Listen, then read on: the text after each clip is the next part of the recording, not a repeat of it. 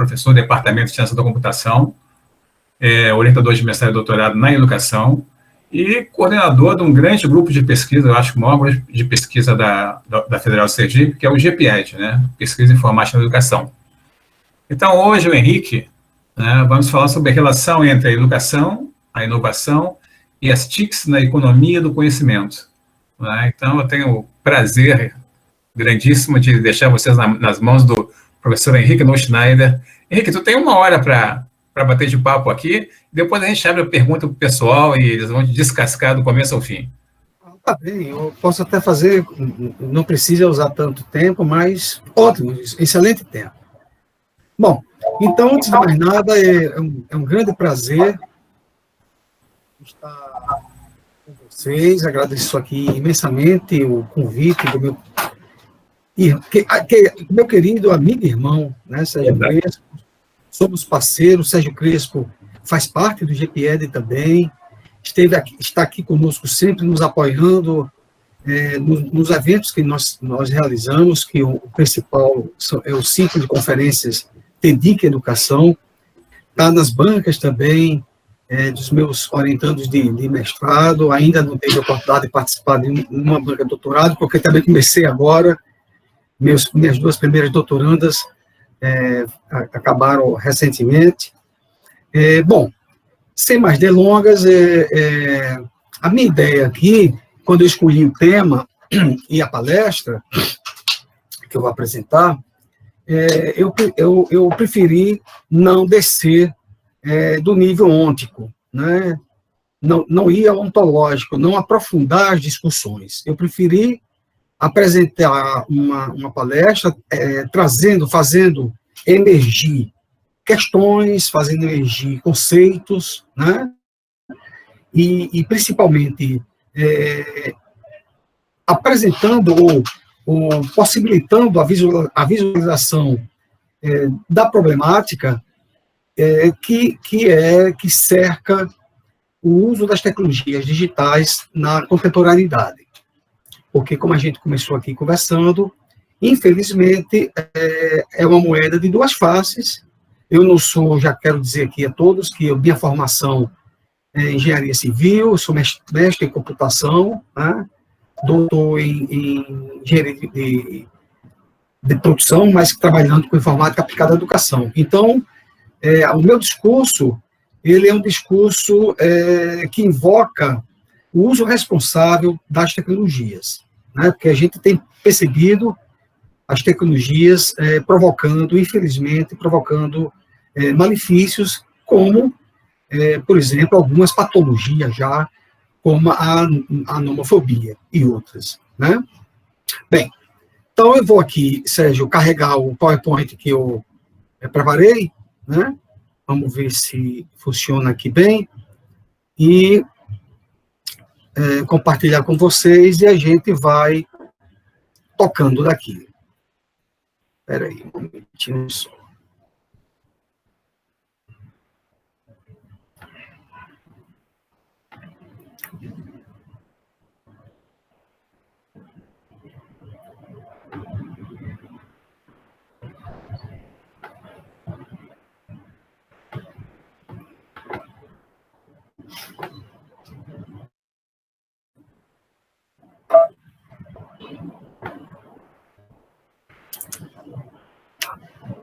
Ainda não apareceu, né?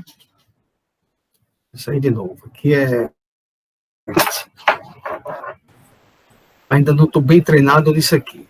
Não, daqui a pouquinho aparece. Ó, já vi a tua tela aí.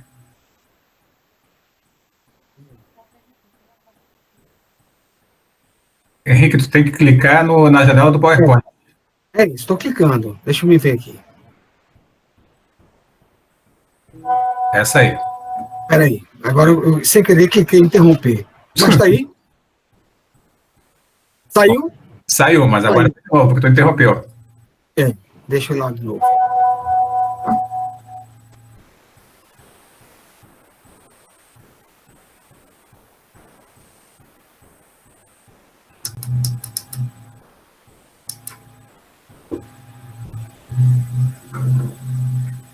Beleza, estou vendo agora o PowerPoint. Então, vamos lá. Eu apresento e vocês vão anotando as questões, ou quando quiserem interromper, como é que vai ser, Sérgio? Não, tu vai apresentando, cara. Depois, quando tu terminar, daí a gente te faz questões daí. Legal. De quebrar tua linha do raciocínio. Muito bem. Então, esse é o título da minha palestra: Educação, Inovação e as Tecnologias Digitais na Economia do Conhecimento.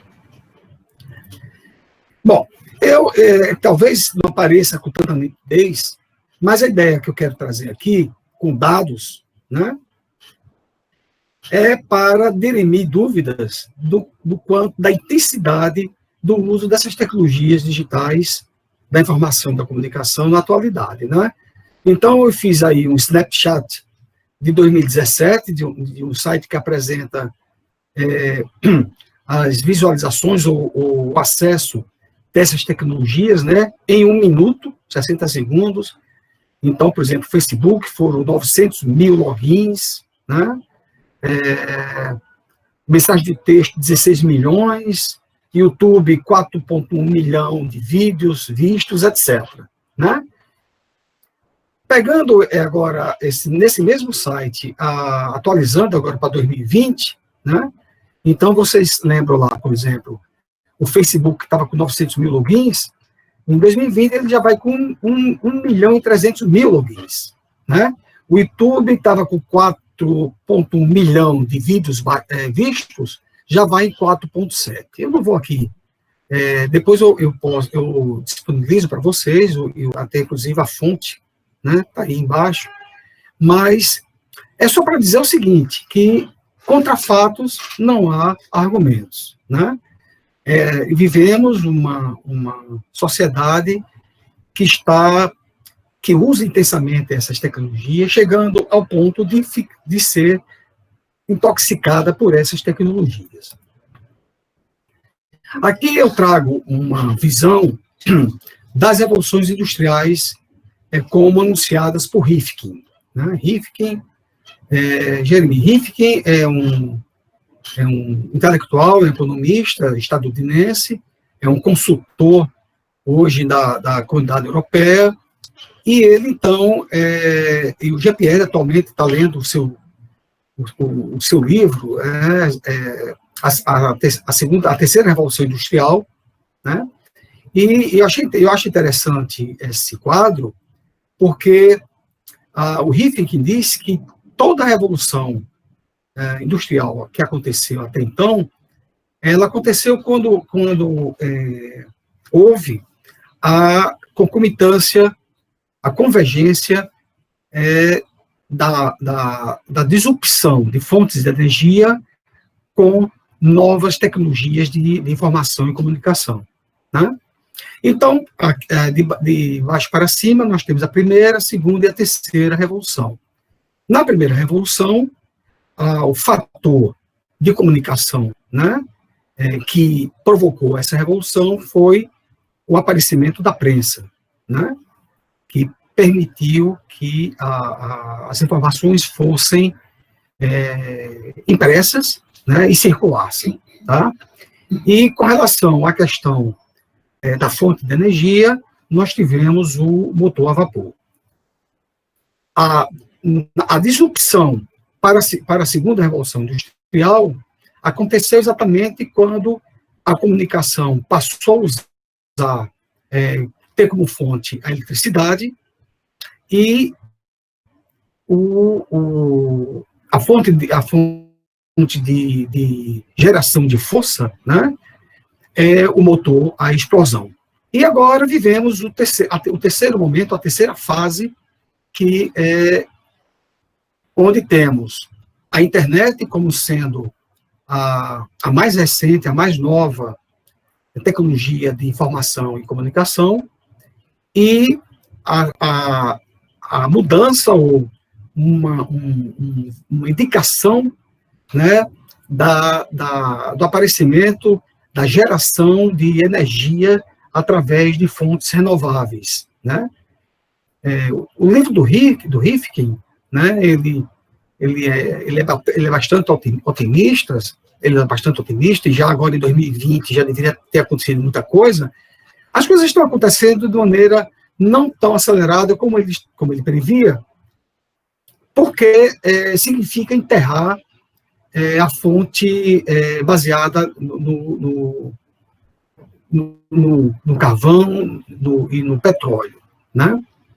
Para ser substituída por fontes, digamos assim, não poluidoras, né? Como a energia fotovoltaica, a energia eólica, a própria energia fornecida pelas hidrelétricas, né? E outras, né? Mas a ideia do RIFC, que é muito interessante, é que a previsão que ele faz é que cada edificação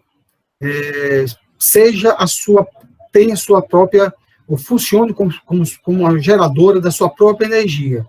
E o excedente dessa energia seja distribuído numa rede, né, como a internet, tá? Uma rede como a internet, e obviamente, isso vai exigir, isso vai tá se pensando, então, em distribuição descentralizada de energia contra o modelo atual, que é o modelo centralizado.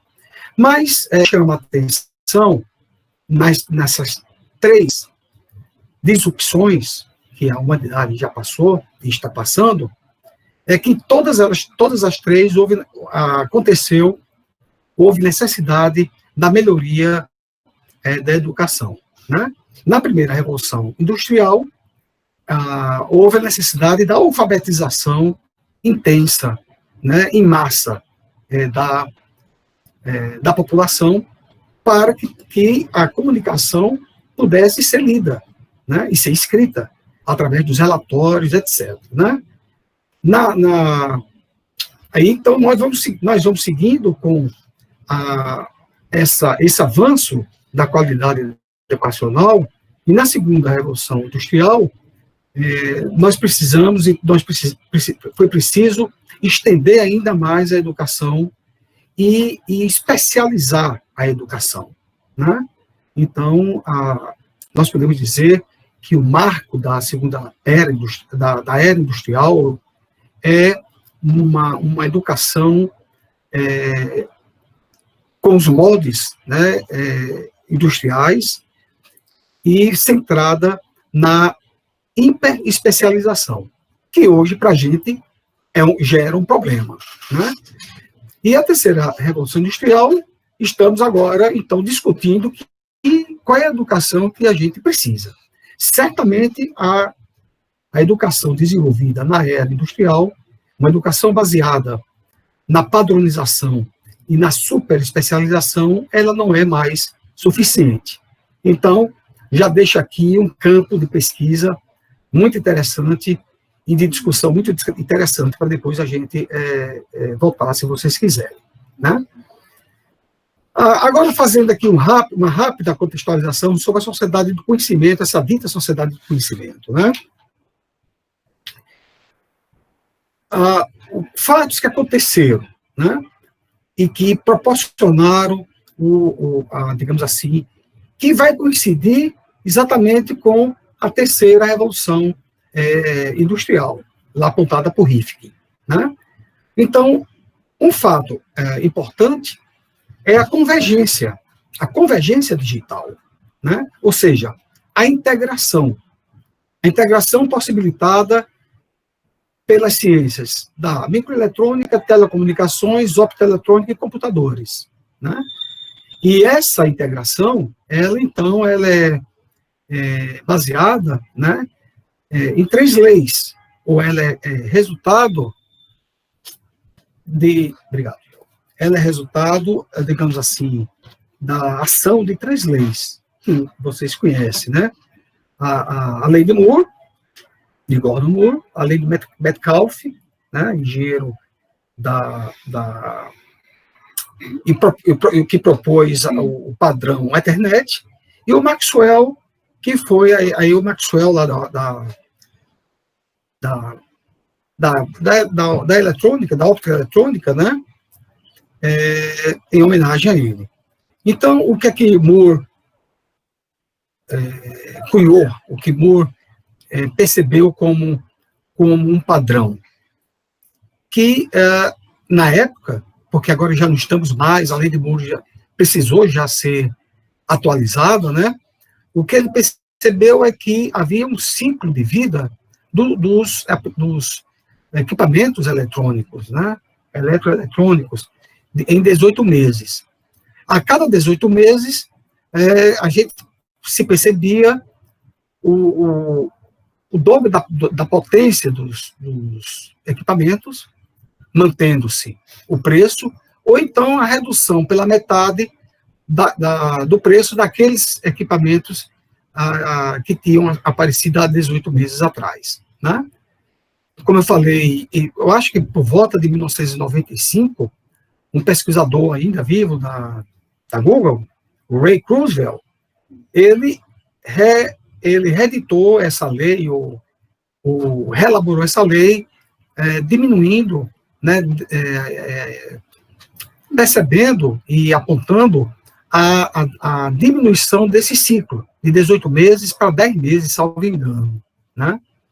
Isso tudo é resultado de uma aceleração que vivemos, uma aceleração que não é uma aceleração, digamos assim, própria da atualidade, né?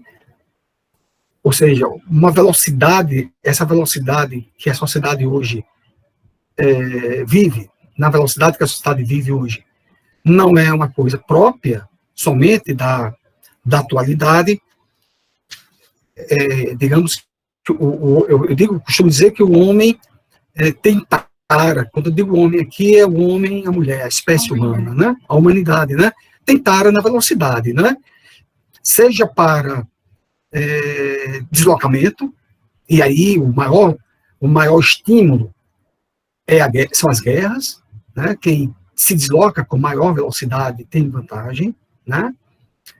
Não esqueçam a tática apresentada pela Alemanha na Segunda Guerra Mundial, a Blitzkrieg, a guerra relâmpago, né? Os franceses estavam uma digressão. Os franceses estavam todos preparados e certos que nunca mais a França seria invadida do inimigo. E só tinha uma entrada, que era exatamente atravessando a linha. E era intransponível, usando as táticas e tecnologias que foram utilizadas na Primeira Guerra Mundial, né? Só que os alemães surgiram por trás, né? Saltaram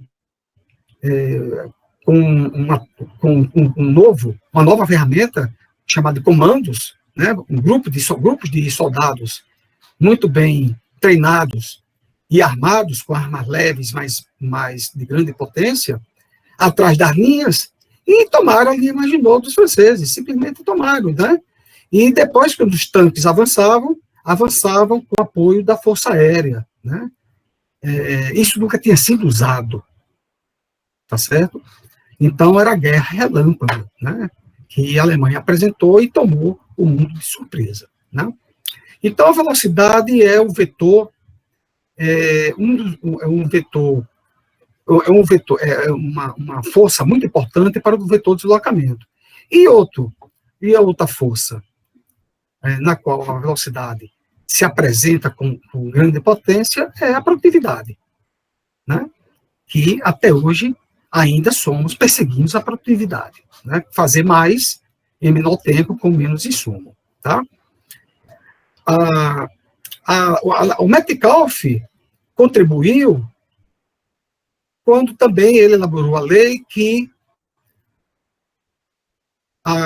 o valor intrínseco de uma rede, né, ela é proporcional ao quadrado do número de nós. Então, quanto maior a rede, mais potente essa rede. É claro que a gente não pode só, hoje a gente tem tranquilidade, as redes começaram reunindo, as redes eletrônicas, né, começaram reunindo grupos pequenos e bem coesos, tá certo? A ARPANET, né, começou lá com cientistas, e cientistas tanto civis como militares, Então, eram grupos bem seletos, né? Hoje, o que é a internet? Né? A internet é a Torre de Babel, né? Todo mundo pode dizer o que quer, o que acha e o que não acha, tá? Onde todo mundo fala, tá certo? Então, nós não podemos medir hoje o poder de uma rede somente pelo aspecto quantitativo, mas Metcalfe apresentou. É claro que não podemos deixar o quantitativo de lado. Não podemos esquecer o quantitativo. É a abrangência da rede, a capilaridade da rede. Agora, também temos que levar em consideração a qualidade da rede, né? Eu, particularmente, sou uma pessoa que minha rede é muito restrita.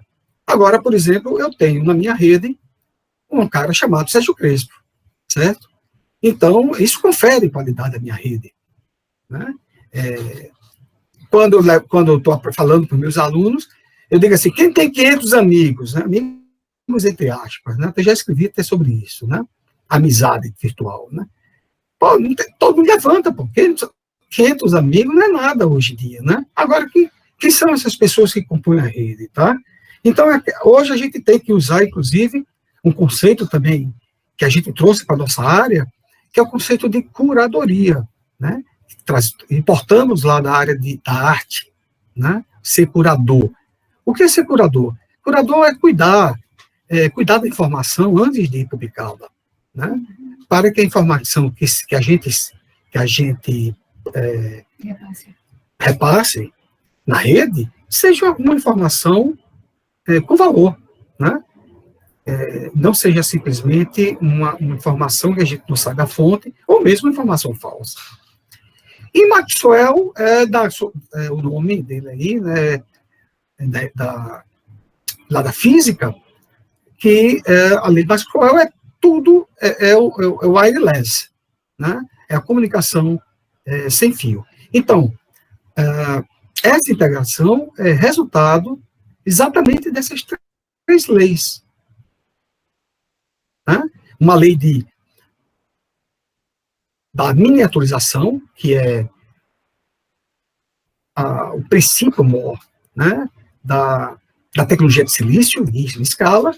Metcalfe, que conseguiu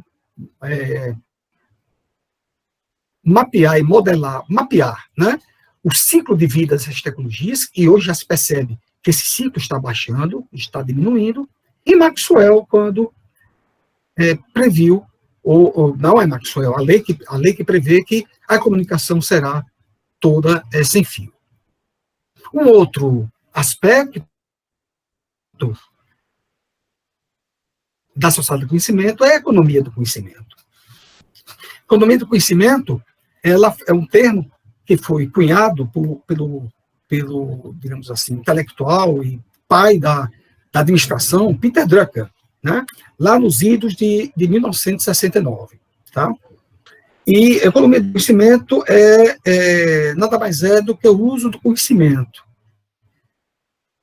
Seja o saber fazer, o saber ser, né? De maneira que o uso desse conhecimento possa gerar valores tangíveis e intangíveis. Agora, interessante e importante dizer que não necessariamente há necessidade do uso de tecnologia, tá?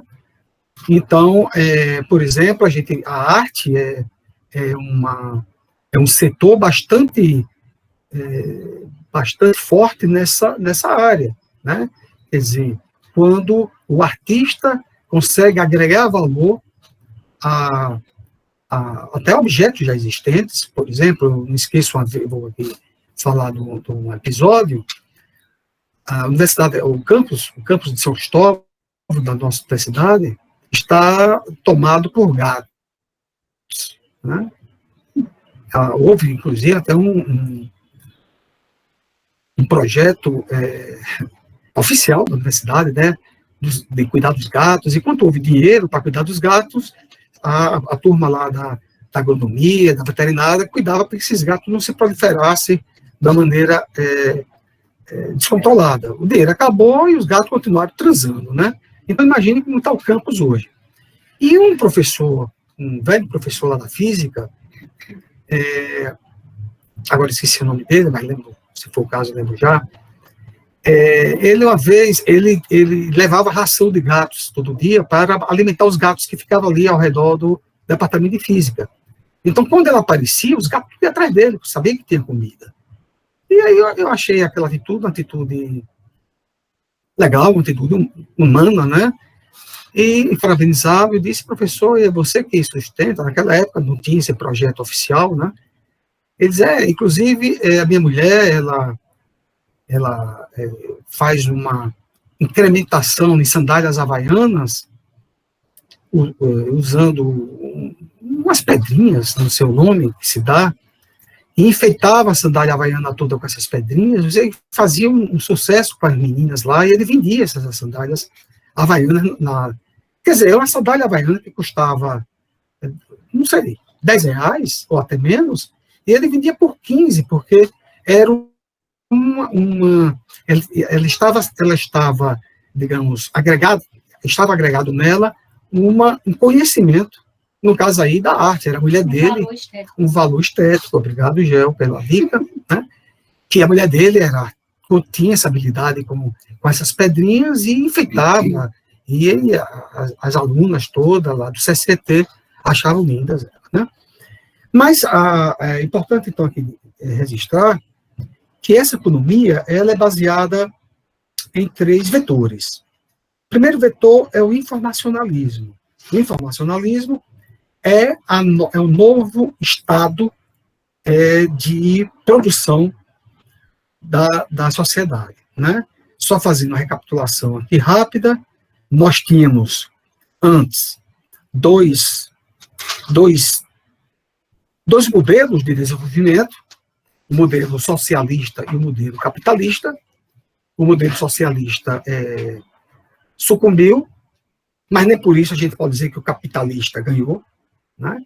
Se o modelo socialista sucumbiu, é porque não conseguiu criar valor, não conseguiu gerar riqueza. Por outro lado, também a gente não pode dizer que o modelo capitalista possa hastear a bandeira de vencedor, porque, embora o capitalismo crie riqueza, ele não sabe distribuir essa riqueza. E cada vez mais de forma mais errada essa riqueza.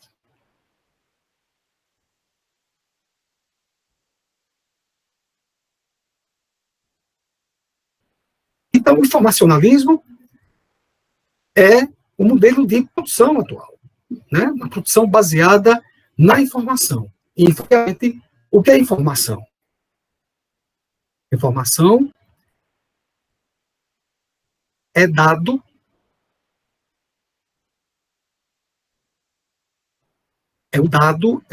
com significado. Então, a internet é uma rede de informação ou de ações. Não é da internet de dados. Significado é conhecimento. E aí você tem informação. Ou seja, quem está pilotando significado ao dado. Então, o informacionalismo é o modelo de produção atual, uma produção baseada na informação. E o modelo de desenvolvimento capitalista, conforme eu já falei a vocês. Também, o outro vetor é a globalização, né? Vivemos uma globalização intensa, não há mais barreiras, embora o Trump lá esteja pensando em levantar muros, né? Mas a ideia é que, de fato, a aldeia global do McLuhan, lá da década, ele previu também na década de 90, final da década de 90, ela se concretizou com a internet, né?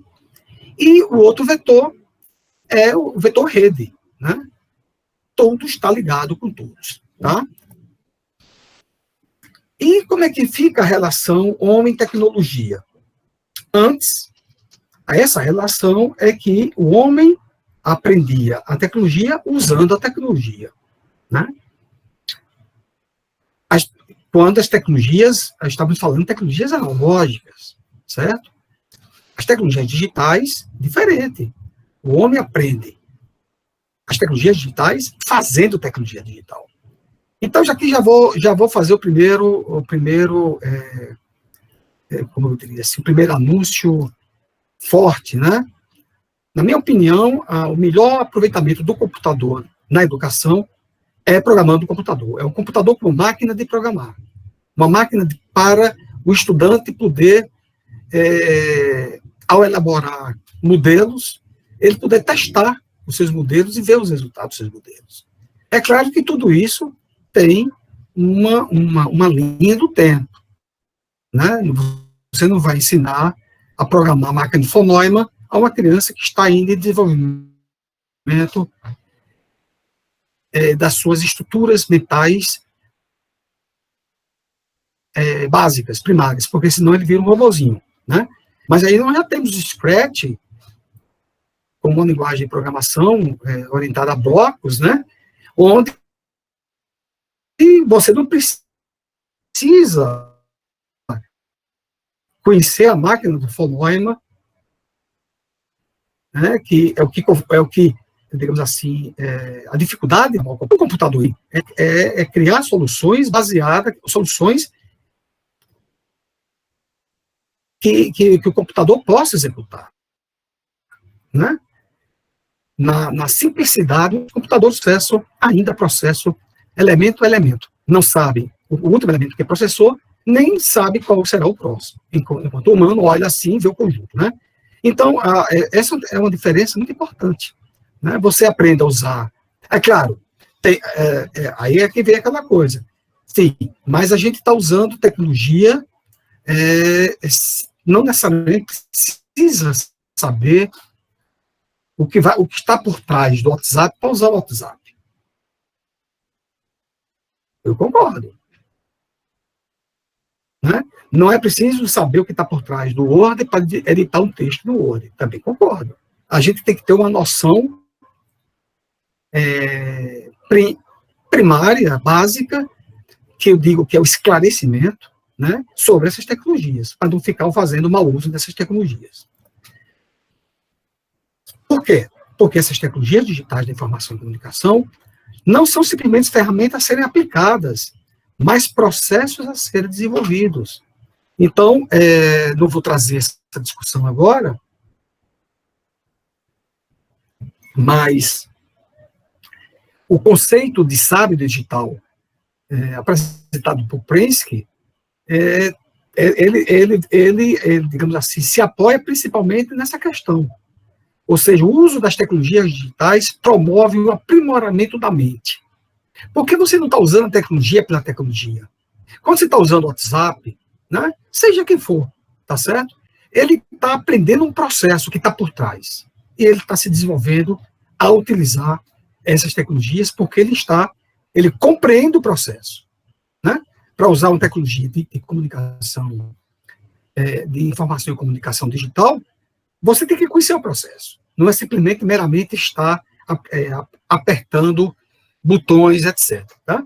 Diferentemente do que aprender a serrar com o serrote. Tá? Você aprende a serrar serrando, né? Usando a tecnologia e vai aprimorando esse uso. E o serrote sempre será usado, só servirá para serrar. É claro que você pode matar uma pessoa com serrote, né? Tudo bem, mas não é a melhor maneira de matar uma pessoa usando o serrote. Mas você não pode serrar com outra coisa. Sim, serrote. Muito bem, Gil. Também você não pode serrar outra coisa, qualquer coisa que não seja com o serrote. O serrote é feito para serrar. Muito bem, a filósofa aqui do lado é para essas coisas, viu? Aqui é meu apoio programado. Muito bem, então já falamos da rede, vamos ver então qual é o efeito, o impacto dessa topologia em rede, né? E aí eu convido o Castells, que nos apresentou de maneira, o Emmanuel Castells, sociólogo espanhol radicado nos Estados Unidos, da América do Norte, né? Então, ele apresenta na sua obra Sociedade em Rede, essa comparação dos espaços de fluxo versus espaços de lugares, né? Os espaços de fluxo, que é esse espaço na rede, ele é horizontal, né? A rede horizontaliza, tá certo? E a gente fica, essa horizontalização só é permitida por conta da tecnologia que permite você manter o controle, certo? Embora tenha, não há necessidade mais da hierarquia.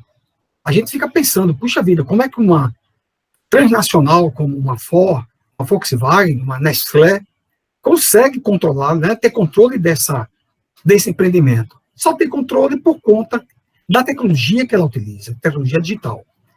Essa discussão é muito bem feita no livro segundo livro do Bill Gates, uma empresa na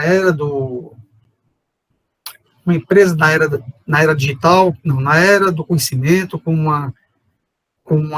um sistema nervoso digital, algo assim, né? O Bill Gates discute essa questão bem antes do que a gente está vendo hoje, né? Da facilidade de controle, né, usando essa tecnologia. Há uma tendência à dispersão no espaço de fluxos, né? Diferentemente do espaço de lugares, que a tendência era de concentração. Nós, então, vivemos hoje também com uma nova dimensão, que é o virtual. E aí é importante dizer que o virtual aqui não é o irreal, ele é real e virtual, né? Enquanto que no espaço de lugares, você tinha o real e sempre o atual. Isso aí é uma discussão que o Pierre Levy faz muito bem no livro dele, do que é o virtual, né? Então, o virtual é uma representação, certo, da entidade em outra dimensão. Para os computeiros, né, virtual é tudo aquilo que está na rede, né?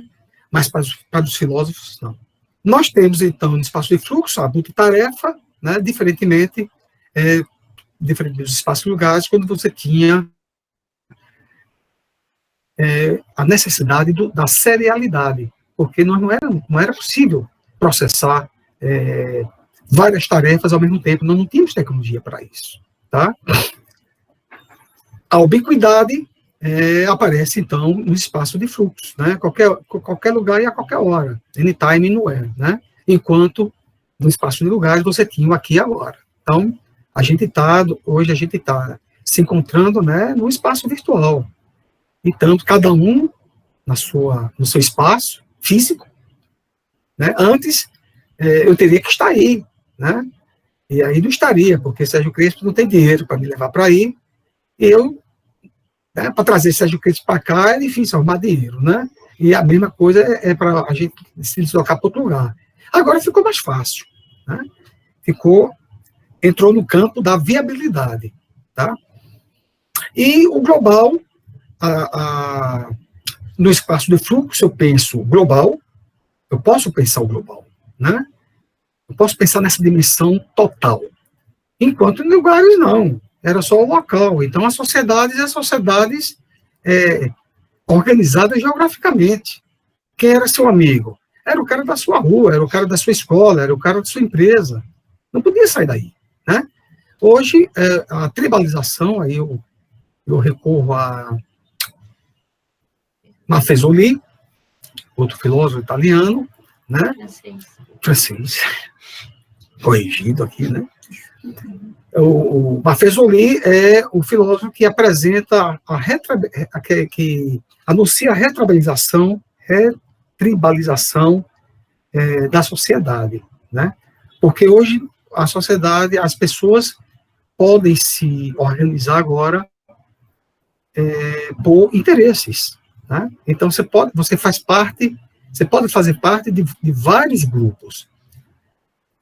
Bom, aí apresenta-se um paradoxo, né? Um paradoxo que a rede, como um espaço da totalidade, da democracia, o que a gente está vendo é que não está acontecendo isso, né? É outra coisa muito interessante para se discutir, que dá boas pesquisas, né?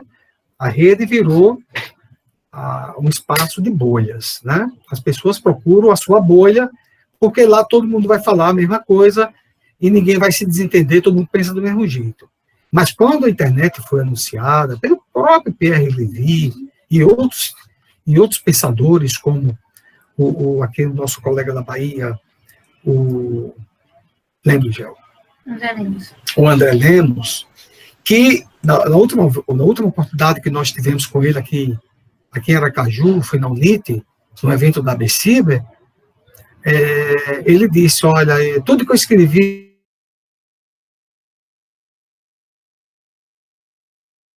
um livro com Pierre Levy, que é O Futuro da Internet, né? lá dos anos 2010, tá?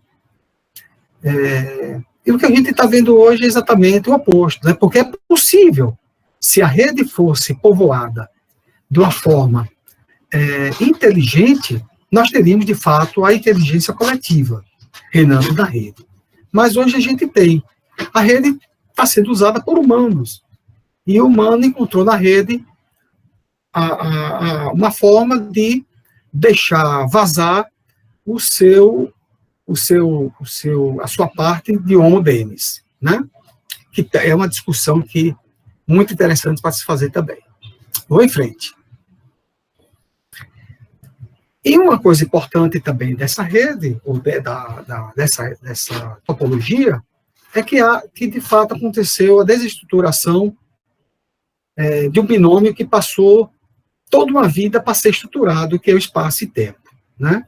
Então, é o que estamos vivendo agora. Não precisa mais... Nós estamos de maneira síncrona, né? Mas isso aqui poderia ser uma gravação e depois ficaria disponível para quem quisesse ouvir, aonde quisesse ouvir. Né? Então, você tem, por exemplo, a realidade virtual, né? Como uma aplicação ou uma constatação dessa disrupção, né? A educação à distância, o teletrabalho, que agora estamos vivendo, né? O teletrabalho. Tá? E quem é esse cidadão? Quem é o cidadão da cibercultura e na economia do conhecimento? Então, aqui aparece um outro conceito que é importante, antes de falar de apresentar esse cidadão, o conceito da cibercultura. Né? O conceito de cibercultura é um conceito que é apresentado por Pierre Levy, tem um livro Cibercultura, onde ele, então, diz que é a reunião de relações sociais, reunião das produções artísticas, intelectuais e éticas dos seres humanos. Né? É a cibercultura. E onde é que se desenvolve a cibercultura? Se desenvolve no ciberespaço. Né? O ciberespaço é o meio, no nosso caso a internet, né? Que representa a universalidade sem totalidade. Isso é interessante. Ou seja, o ciberespaço ele está sempre em desenvolvimento. E é o locus da cibercultura. E a cibercultura alimenta o ciberespaço, ou faz o ciberespaço se desenvolver. Né? Esse termo ciberespaço, só aqui uma digressão também, ele foi apresentado em 1984 por um autor de ficção científica, William Gibson, no livro Neuromancer, tá? Como sendo um ambiente artificial onde trafega dados, relações sociais de forma indiscriminada, que não deixa de ser o nosso ciberespaço atual. Né? Bem, apresentado da maneira a economia do conhecimento, já apresentei para vocês. Dito isso da maneira bastante rápida, né? Então, quem é esse cidadão? Esse cidadão é um consumidor e produtor de informação e conhecimento. Então, como eu disse, na rede, estamos na web, estamos na fase 3 da web, já entrando na fase 4, né? Uma web read-write, né? Onde todo mundo escreve e todo mundo lê. É claro que no espaço onde todo mundo escreve, né? Você tem mais dificuldade de encontrar coisas boas para se ler, tá? Mas é realidade. Por um lado, diz assim, não, né? Eu acho que foi o Humberto Eco que disse que uma das consequências, né, da internet é que deu voz aos idiotas, né? Mas aí a gente também pode questionar. E eu estou falando aqui com um grupo de inclusão, né? E os idiotas não podem ter voz, né? É outra questão também que se coloca, tá? Bom, e aí, de acordo com o Trivinho, Eugênio Trivinho, pesquisador lá na PUC de São Paulo, da área de cibercultura, e o fundador e membro da ABCiber, né?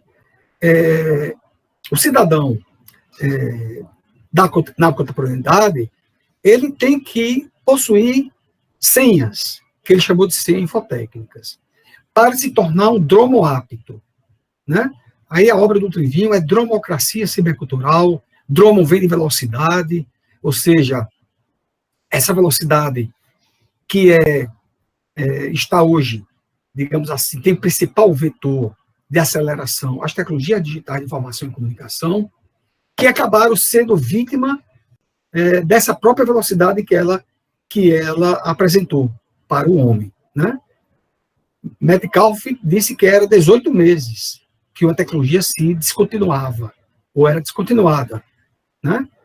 Essa descontinuação era motivada por uma defasagem tecnológica, ou mesmo por aquela tática do capitalismo, que é a destruição criadora, né?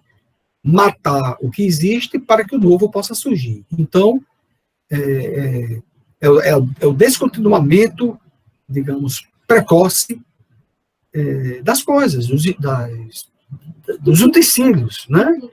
De tudo, quer dizer, as coisas estão sendo descontinuadas cada vez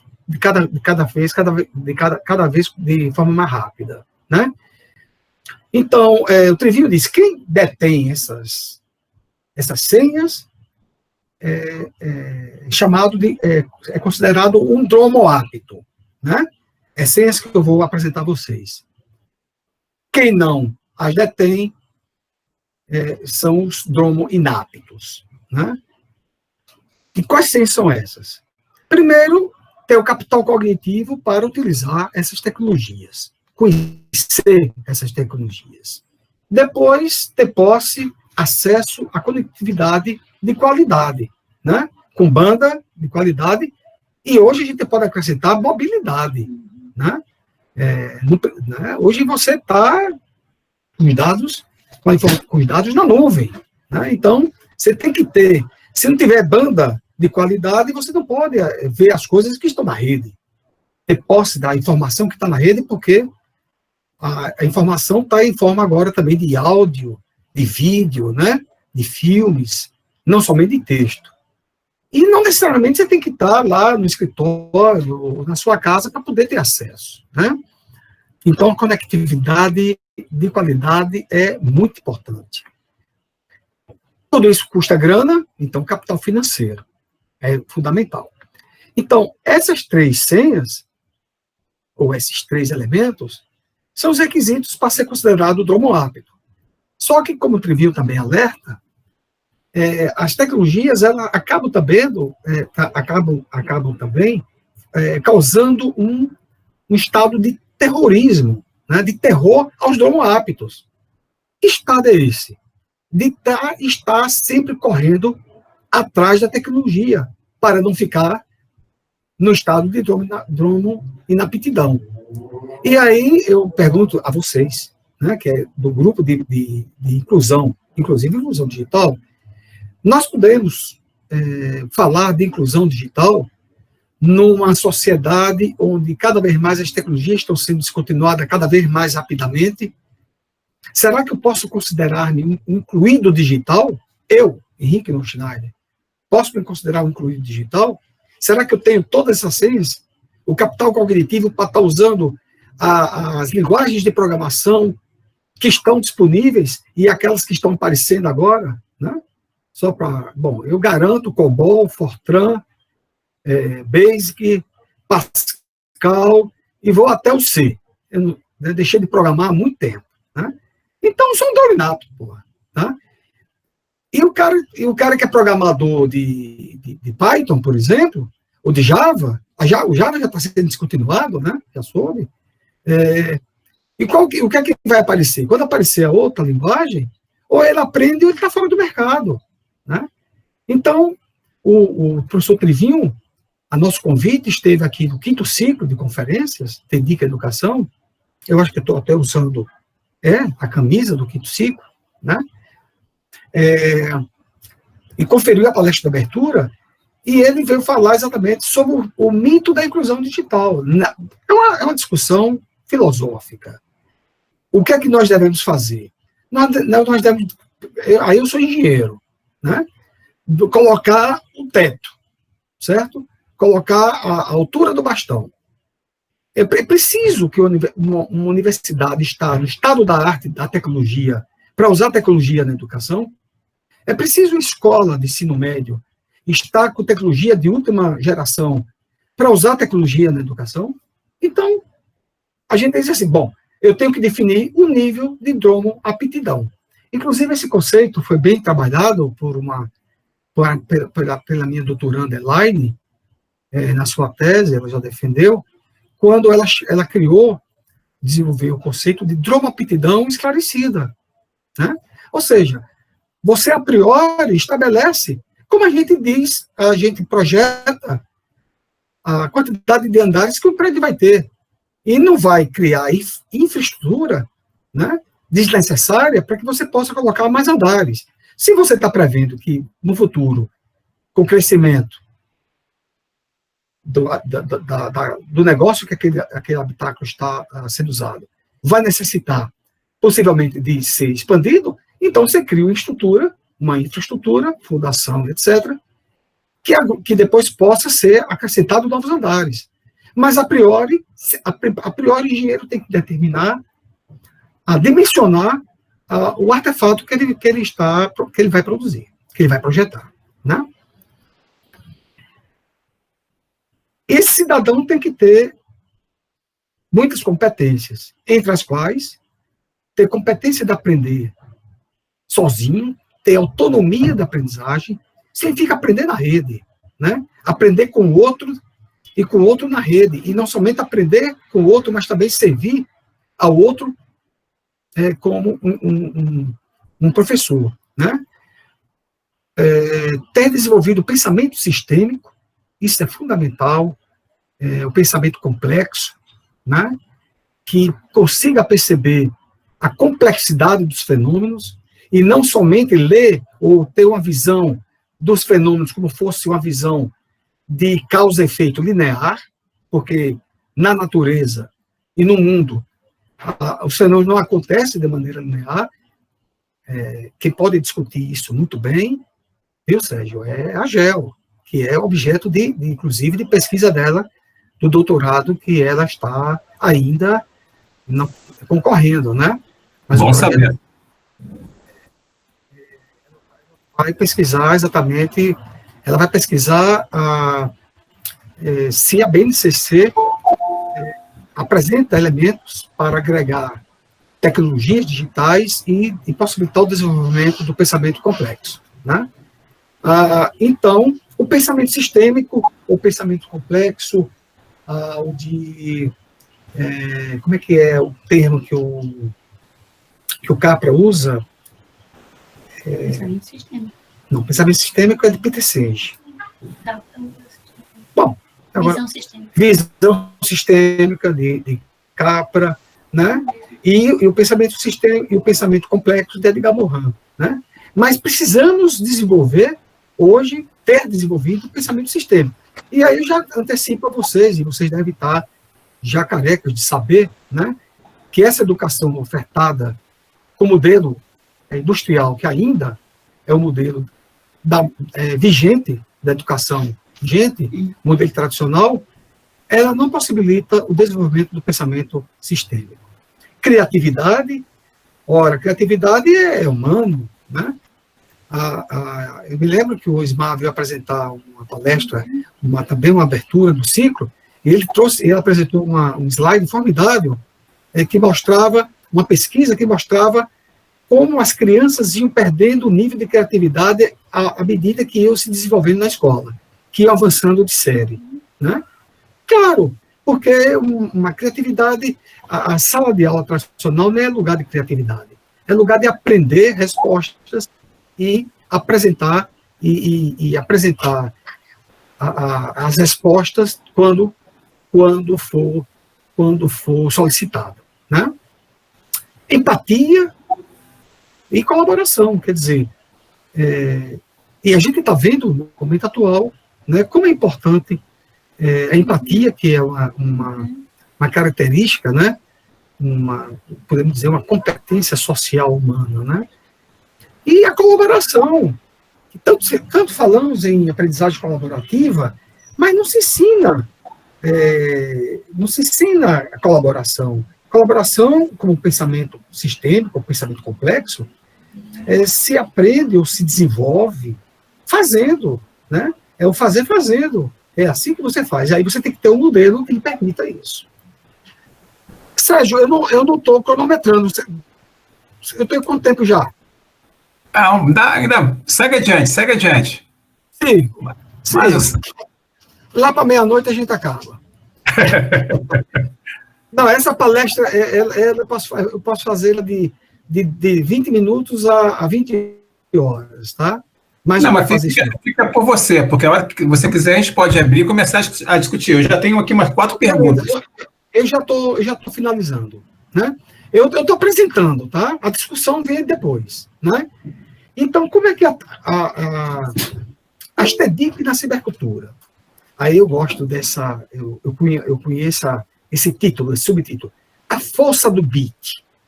Nós, da computação, temos facilidade de compreender, né, o impacto do digital no ser humano. A gente até talvez não sabe explicar, porque nós não temos formação para isso. É por isso que eu estou num processo, venho num processo desde o meu doutoramento, no processo de humanização da minha formação, ou da minha deformação, né? Porque a universidade deforma.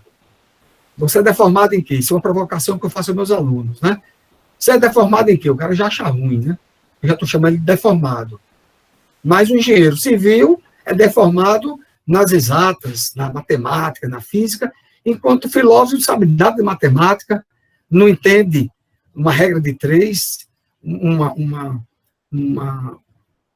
fórmula de uma equação ponderada, né? No entanto, consegue fazer elucubrações e além do ôntico, né? A descer ao ontológico.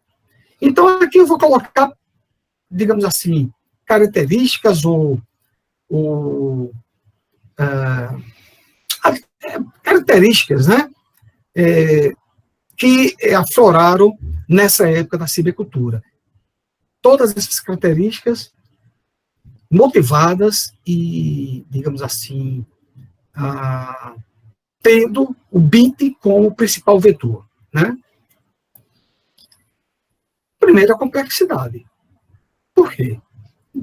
Ora, a complexidade sempre existiu no mundo, a gente é que não consegue ver a complexidade. E devemos dar graças e rezar todo dia, né, pela alma do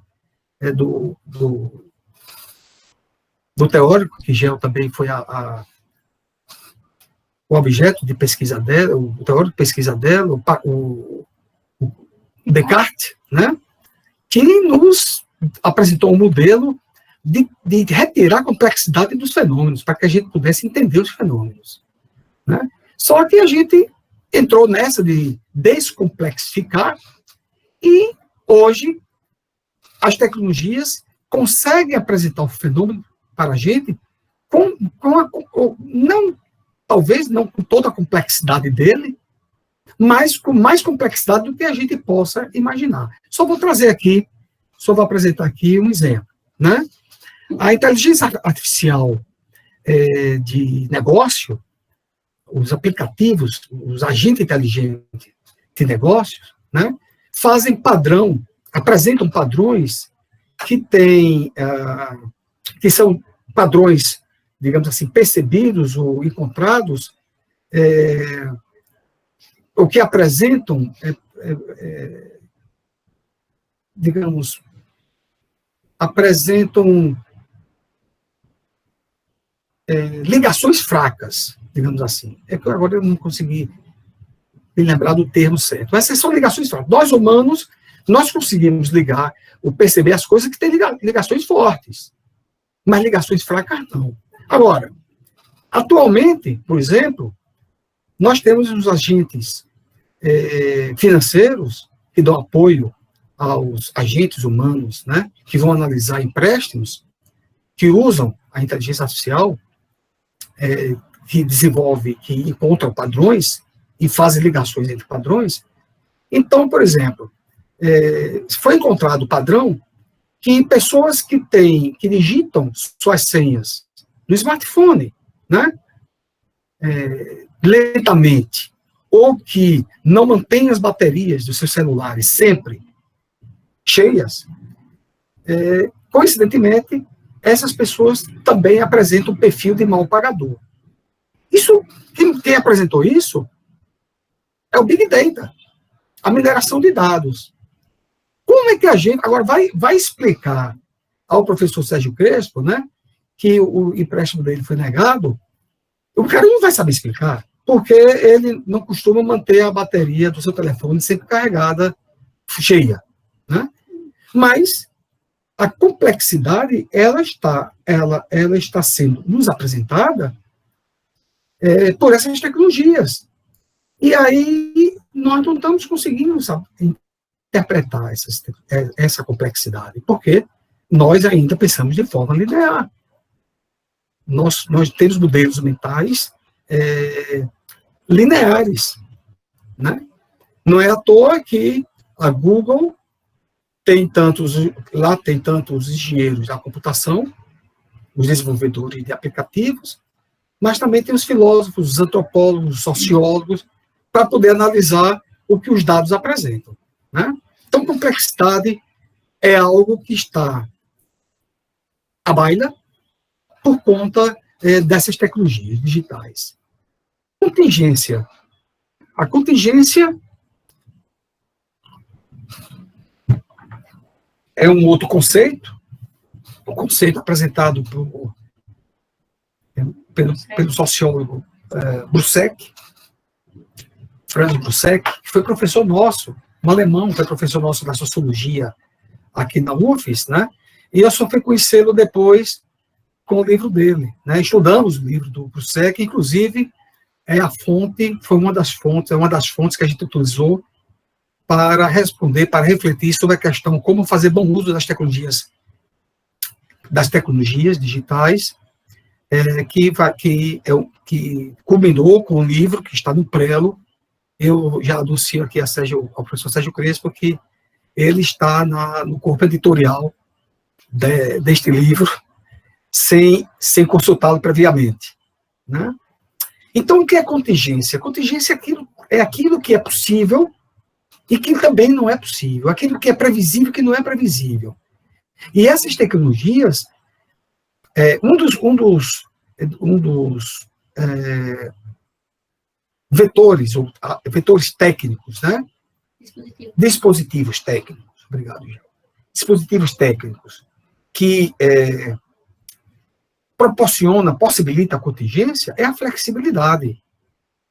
E não tem, se você me perguntar hoje, dê um exemplo de flexibilidade, para mim o maior exemplo de flexibilidade é o computador. É uma máquina, é um software, né?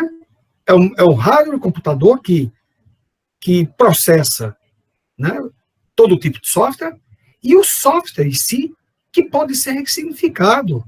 Quer dizer, a contingência já está no software. Quando o engenheiro de software projeta o software, né, ele não prevê, ele prevê os objetivos imediatos, né, básicos do software. E, de repente, aquele software está sendo ressignificado. Ora, ressignificação é algo muito próprio desse momento atual. Por exemplo, eu acho que até o Sérgio fez parte da banca desse trabalho, não me lembro, um aluno ressignificou o Facebook para hospedar webquests. Pô, Facebook é um software de rede social. Quando ele vai perguntar, professor, onde é que a gente hospeda a webquest? Tem meu amigo, hospeda onde você quiser, hospeda da sua casa, do seu quarto, sei lá. Hospeda em qualquer lugar. Ele é professor do Instituto Federal e o campo de blocos de pesquisa dele eram as turmas dele lá no Instituto. Eu digo, veja lá, converse lá com o pessoal do Instituto para colocar a webquest na página, no portal do Instituto. Aí depois ele disse, professor, eu posso usar? Foi o Artes, como ele era o nosso administrador do Facebook, nós temos um grupo no Facebook, né? Eu indiquei ele para ser cria o nosso grupo no Facebook, tá? E ele, não sei usar, diga aprenda, tá? E ele aprendeu tanto a usar o Facebook, ele disse, olha, eu posso usar o Facebook e posso pegar o webquest. Porra, bicho. E ele fez isso e ficou maravilhoso. E na qualificação do trabalho, um colega estava na banca, um examinador, disse, o trabalho de vocês é muito mais do que o webquest, é a ressignificação de uma tecnologia, né? Então, a contingência, e o Brusek, ele é formidável nesse livro, e o exemplo que ele usa de maior pujança é a ressignificação dos Boeing 767, né, para ser utilizado como mísseis, né, contra prédios que foram projetados para não cair nunca. Né? Eles tinham tanta certeza que aqueles prédios não cairiam, porque a engenharia garantia isso, que somente uma das torres tinha seguro. A outra torre não tinha, pelo preço que era o seguro daquelas torres. E os caras ressignificaram um avião de passageiros para atuar como um míssil. E ninguém esperava aquilo. Tá? Isso é contingência. Disrupção. Outras, a prensa de Gutenberg foi uma tecnologia disruptiva também. E o bit, e o computador, e as tecnologias digitais são tecnologias disruptivas. Então, quando a gente estiver usando na sala de aula tecnologia digital para fazer o que fazia com tecnologia analógica, né, a base somente de apresentação de discurso, o que eu estou fazendo aqui, né, com PowerPoint, né? Ora, isso a gente fazia, né, professor Sérgio Cristo, com quadro, né?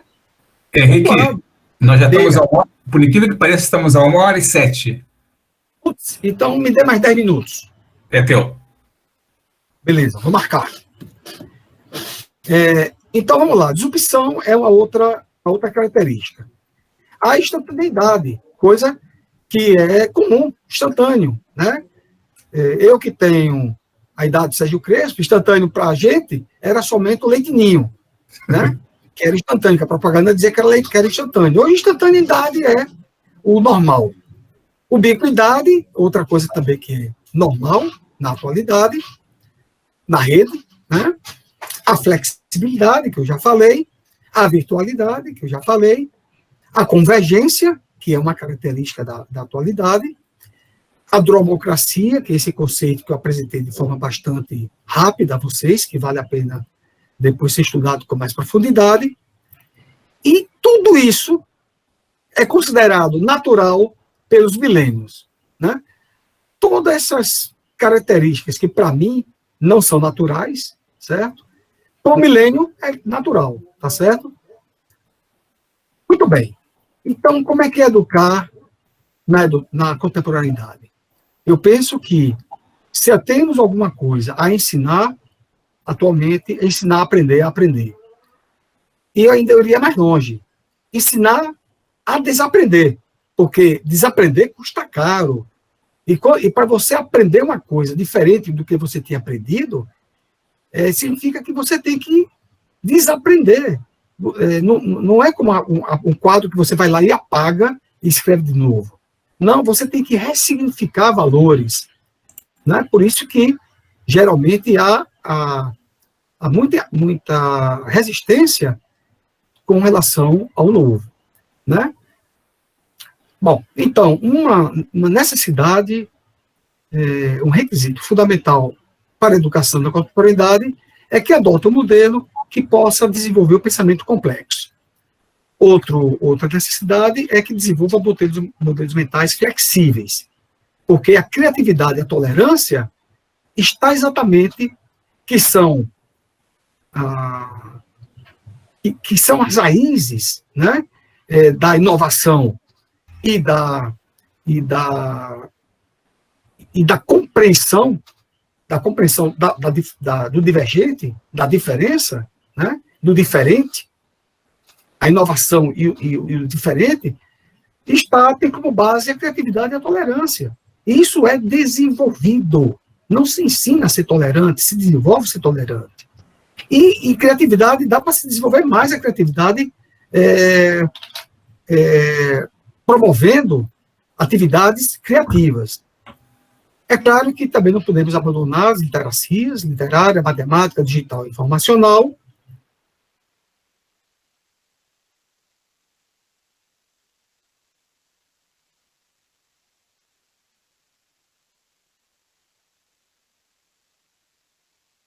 Aprendizagem significativa, uma aprendizagem que faça sentido ao aprendiz.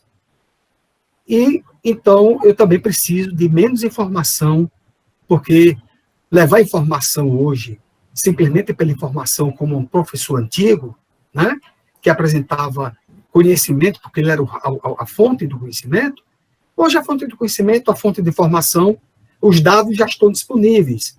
O que a gente precisa mais é de sensibilidade.